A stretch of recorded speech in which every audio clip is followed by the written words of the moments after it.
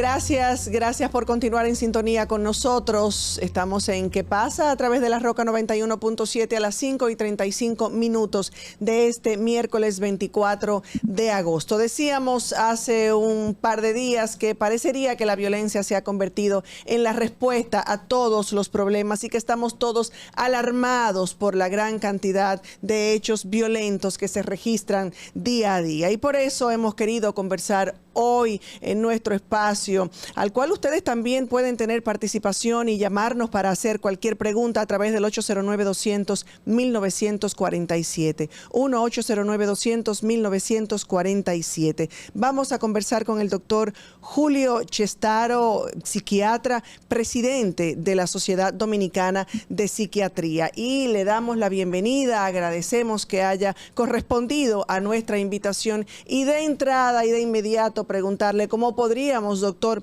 resumir los aspectos que han influido en el aumento de la violencia en el país. Si somos realmente una sociedad más violenta ahora o existe tal vez más exposición mediática por el tema de las redes sociales de estos hechos violentos. Bienvenido. Muy buenas tardes, Soraya. Realmente, escuchando tu introducción, me recuerda la época de los exámenes en la universidad, cuando a uno le hacían esas preguntas múltiples y al final ponían todas las anteriores. Yo creo que el fenómeno de la violencia es multifactorial, incide en muchas cosas. Podemos hablar de que cuando estamos se habla de que un 20% de la población dominicana tiene una enfermedad mental, pero una gran parte de ese 20% nunca acude a los profesionales de la salud mental para buscar ayuda. Entonces tenemos una parte de la población que anda en la calle con altas frustraciones, problemas de personalidad, problemas de abuso de sustancias, que no buscan la ayuda y no saben cómo manejar los conflictos. Hay una parte también que tiene que ver con el hecho de que dicen algunos que la violencia genera violencia. Hay personas que nacen en ambientes, en hogares violentos.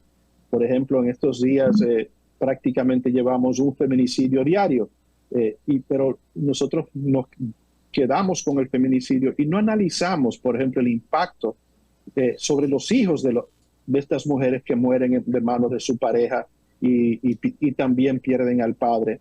Y esos son los casos más drásticos, pero ¿cuántos hogares dominicanos no se ejerce la violencia verbal, no solamente la física o el maltrato emocional? Entonces, cuando los niños van creciendo bajo esas condiciones, llega un momento que eso para ellos es normal. Si somos una sociedad más violenta que antes, yo creo que no tanto. Sí, lo que somos es una sociedad mucho más informada que antes y todas las noticias las recibimos al instante en nuestros aparatos celulares. Y eso muchas veces llega hasta saturarnos y puede impactar de manera negativa nuestra salud mental, porque todos estos actos como han ocurrido en estos últimos días son actos realmente que duelen y que laceran lo que es la tranquilidad de nosotros los dominicanos. Y cuando hablamos del hogar, doctor, de la familia, ¿cómo se construye la conducta violenta en el seno de la familia?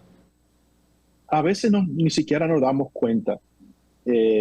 A veces utilizamos palabras descompuestas. A veces a nuestros hijos le decimos, creyendo que lo vamos a motivar, mira, tú no sabes hacer nada, todo lo que tú haces sale mal, tú no sirves para nada. Lo que es el concepto de lo que son los castigos o las correcciones. Yo soy uno que yo entiendo que cuando un niño se ganó una palmadita por las piernas, se la ganó. Pero nosotros muchas veces nos excedemos de eso. Aquí hay padres, que su forma de castigo no es un castigo, es una tortura. Y yo creo que todos hemos escuchado anteriormente los famosos castigos de ponerlo en una esquina con arroz arrodillado sobre un guayo, en el patio con una piedra. Eso no es corrección, eso es castigo, eso es tortura, perdón. Claro. Entonces, hay personas también que cuando están parejas, como tienen problemas entre ellos, como es natural, están los dos muy alterados y muchas veces quienes cobran las consecuencias de eso son los hijos. Yo siempre traigo a la memoria un niño que me llevaron hace unos años a la consulta del hospital y el niño lo refieren porque en la escuela le está pegando a los compañeros. Y en la entrevista con la madre le dice que no, que ese niño en su casa está todo tranquilo, que no hay ningún tipo de violencia. Y cuando damos por concluida la consulta y se paran para irse, el niño se para, no se despide y la madre en la misma puerta le da por la cabeza un pecozón y le dice, mira, mal educado, y le dijo un paquete de cosas. Ay, mi madre. Doctor, hemos sido testigos como en los últimos años, ya sea porque hay un aumento en la violencia intrafamiliar o ya sea porque uno tiene más acceso a las informaciones, hay mayores denuncias, pero hemos visto como en el seno de la familia y sobre todo en las parejas hay tanta violencia, se dan tantos feminicidios y yo creo que una de las principales inquietudes que tiene cualquier persona, hombre o mujer, a la hora de elegir una pareja es evaluar ese tema de estoy juntándome, estoy empezando una relación con una persona violenta o no. ¿Cómo yo puedo identificar cuáles son esos factores que me ayudan a identificar que una persona es violenta o no lo es? Porque es muy raro que una persona de repente se casan y es violenta. Sí, tú tienes razón en eso. Por ejemplo, en el noviazgo tiene que haber señales. Lo que pasa es que a veces no queremos ver las señales. Algo tan sencillo como cuando tú vas con tu pareja en el vehículo y alguien le corta delante o pasa algo, la forma como reaccionamos y las cosas que decimos simplemente porque alguien dobló mal o me pasó muy cerca. Hay datos también en cuanto, y a veces la mujer en este caso confunde el amor a través de ciertos comportamientos. Por ejemplo, el novio que la lleva, que se levanta tempranito para llevarla al trabajo.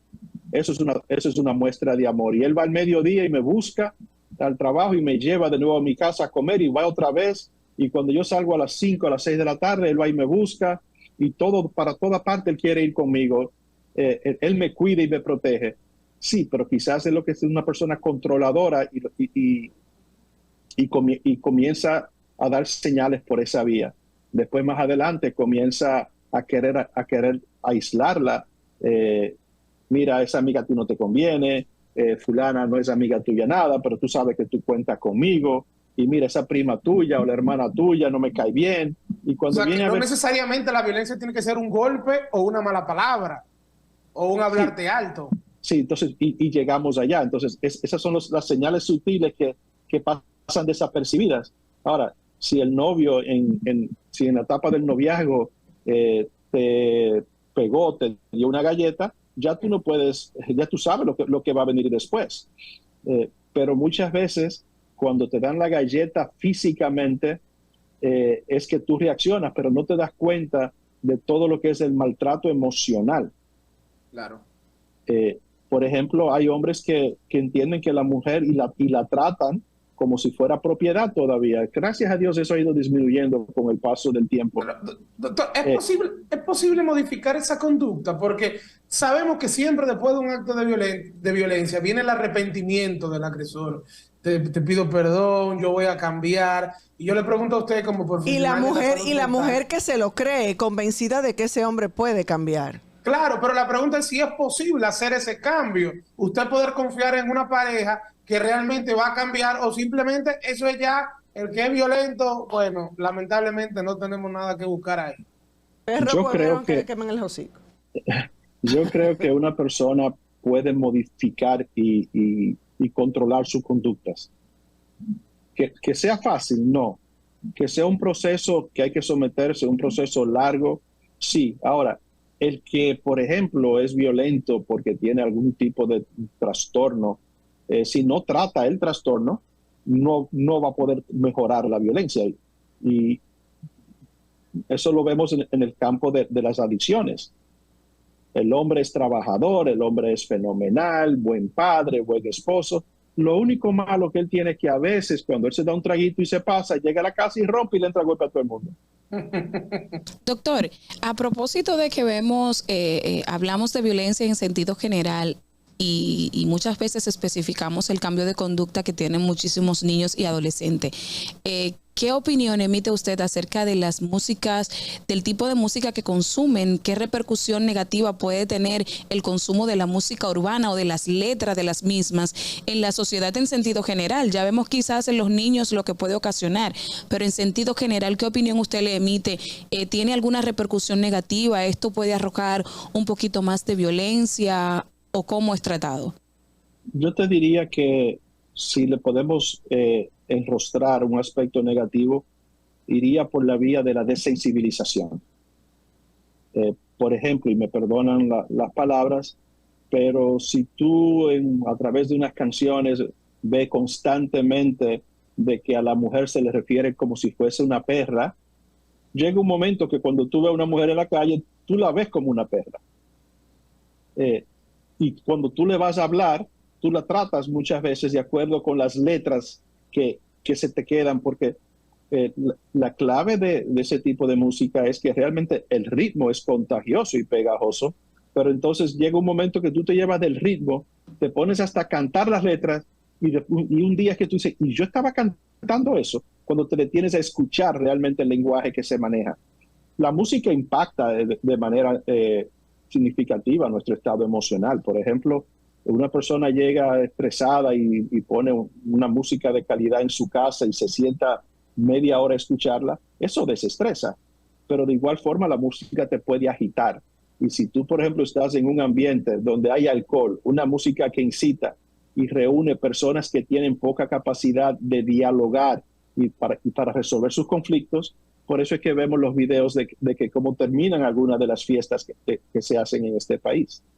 Usted hablaba, doctor, hace un minutito de desensibilización y yo pienso que sí, que en la actualidad, y lo he dicho en esta semana con tantos hechos que en el fin de semana, pues lógicamente a todos nos dejaron aturdidos, que estamos viviendo en una sociedad aparentemente desconectada emocionalmente. ¿Cree usted que ha habido un proceso de normalización de la violencia y una desensibilización progresiva de los umbrales de la violencia? Y lo pregunto por este video que ahora vamos a compartir con nuestros oyentes, un pedacito, un cortecito de esto que para mí es una manera de normalizar la violencia. Vamos a ver.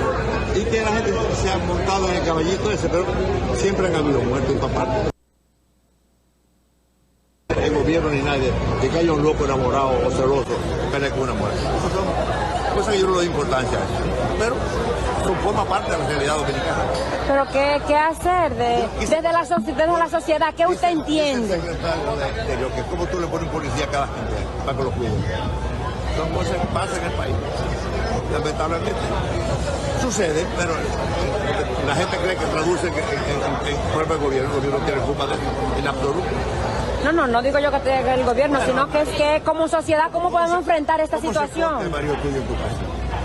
No se trata de eso. No hay que darle su galleta a él. Si hay que dársela, hay que dársela su galleta. Llévale a la casa, nada más no la extrapola a la sociedad.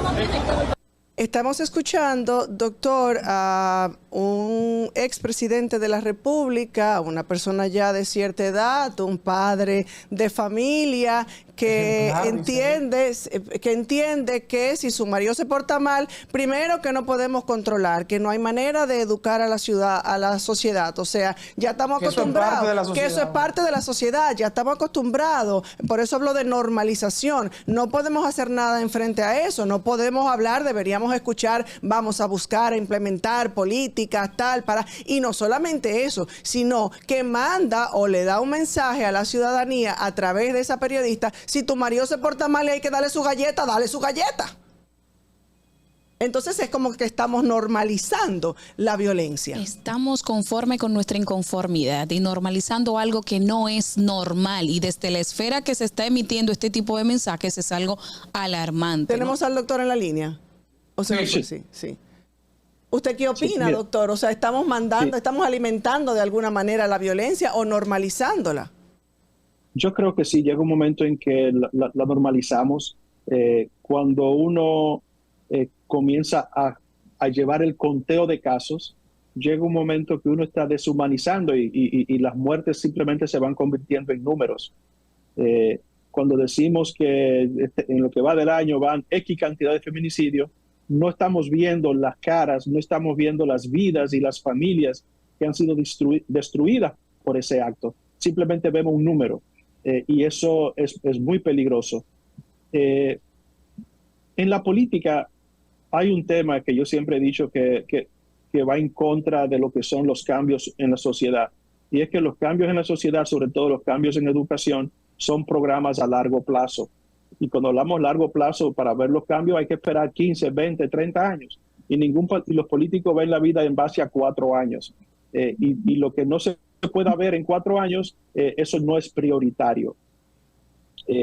Pero sí tenemos que comenzar a educar en contra de la violencia.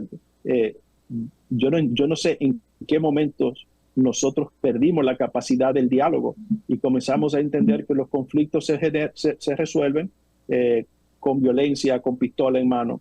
El hombre de responder violencia con violencia. También yo decía en esta semana, doctor, y no es justificando ningún hecho, pero yo recuerdo en algunos momentos de mi infancia haber escuchado que un muchacho que llegue a su casa porque el amiguito le dio una trompada, a ese niño le decían, usted mañana va, y le da una trompada de vuelta para que lo respete. O sea que el niño, el macho, aunque algunos me han corregido y decir tal vez era otra época, eso ha ido cambiando, ya no se educa de esa manera, y que bueno, ojalá que sea así, pero generalmente ese machismo de dominicano, latinoamericano, hace que un hombre que se siente agredido, y mucho más si es a golpe, busque la manera también de responder. No, es realmente el hombre cuando se siente humillado tiende a reaccionar violentamente. El hombre, por ejemplo, cuando vemos los casos que lamentablemente todavía a esta altura del juego siguen ocurriendo, que 2 personas entran a tiro por un parqueo. Realmente el tema no es por un parqueo, es por el orgullo. Es que si tú me quitas el parqueo, tú estás diciendo que tú eres más hombre que yo y tú no eres más hombre que yo. Y por eso era que Héctor decía, el doctor Héctor Guerrero, a su manera muy particular. Pasar por bobo, pasar por pendejo. Que es mejor pasar por pendejo y seguir vivo. A eso iba, doctor. Estamos conscientes que estamos en una sociedad muy violenta. Vamos a seguir teniendo que enfrentar personas violentas en nuestro diario vivir. Y a mí me gustaría que ya en esta parte final usted nos hablara de cuáles son esas herramientas que podemos utilizar al enfrentar la violencia día a día en la calle, que a veces puede ser que tenga personas que sea con la pareja, pero puede ser que sea con un tercero que ni siquiera uno conoce, porque uno se encuentra personas violentas en todas partes. ¿Cómo podemos nosotros manejar estas situaciones y no salir más perjudicados de la cuenta? Y a ese término de violencia, Manuel, discúlpame, doctor, yo le agrego intolerancia. O sea, estamos viviendo una época de una intolerancia que es increíble, que ante cualquier cosita, pues esa otra persona se enciende. Sí, yo creo que nosotros tenemos que hacer modificaciones en nuestro estilo de vida. Yo creo que estamos viviendo muy estresados y cuando estamos estresados estamos más irritables. Por ejemplo, yo creo que cuando uno sale a la calle uno tiene que también salir con cierto nivel de empatía porque a veces nosotros nos encontramos con una persona que me pasó por el lado muy rápido y muy cerca y mi deseo es caerle atrás y vocearle 2 o 3 palabras, pero yo no sé cuál es la prisa que lleva esa persona. Yo no sé cuál es la situación por la cual esa persona está atravesando. Yo creo que nosotros tenemos que tratar de entender de que hay escenarios y hay personas que no hay forma de tú en ese momento establecer un diálogo y llegar a un entendimiento. Y si alguien está muy alterado, lo mejor que yo puedo hacer es bajarme, porque si nos subimos los dos, sobre todo en el caso de los hombres, las cosas van a terminar mal. Cuando hay una discusión, todo el mundo quisiera ganar la discusión y a veces utilizamos palabras que ya son muy hirientes. Todavía el dominicano, por ejemplo, sostiene que su mamá es sagrada y tú mencionarle la madre a un dominicano bajo ciertas circunstancias, tú tienes que estar dispuesto a matarte con esa persona. Entonces uno tiene que saber también escoger las palabras, porque si yo quiero conciliar y resolver una situación, no debo estar rebuscando palabras incendiarias. Yo debo estar buscando palabras que desactiven, por lo contrario, la atención. Y si eso yo veo que no es resultado, entonces yo lo que mejor que puedo hacer es tratar de retirarme de ese sitio. Si hablamos dentro del contexto de lo que ocurrió, de esa tragedia, viéndolo nosotros fríamente, esa era una tragedia que no tenía por qué pasar. Porque una persona se ríe, el otro se altera, porque el otro no me contestó como yo quería, ya hay una agresión. ¿Pero por qué? Así es. La situación es que también hay un tema siempre de por medio, que es el fácil acceso que tiene el dominicano a una licencia de porte de armas. No estamos hablando de desarmar la población, pero debería existir unos requisitos muy rigurosos que una persona tendría que llenar para calificar, para tener el derecho de andar con una pistola enganchada. Y también la gran cantidad de armas ilegales.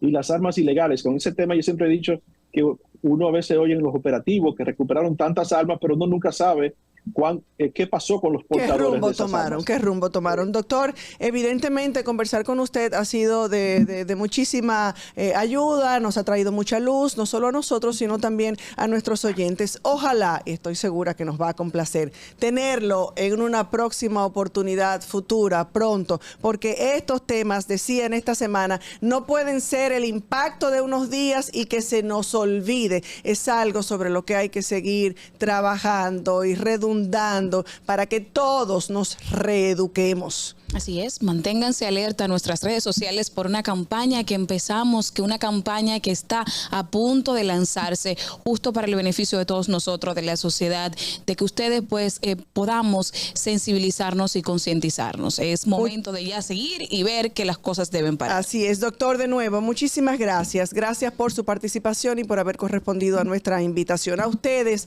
nuestros fieles oyentes de cada tarde, gracias por su sintonía. Mañana, si Dios lo permite, volveremos a encontrarnos.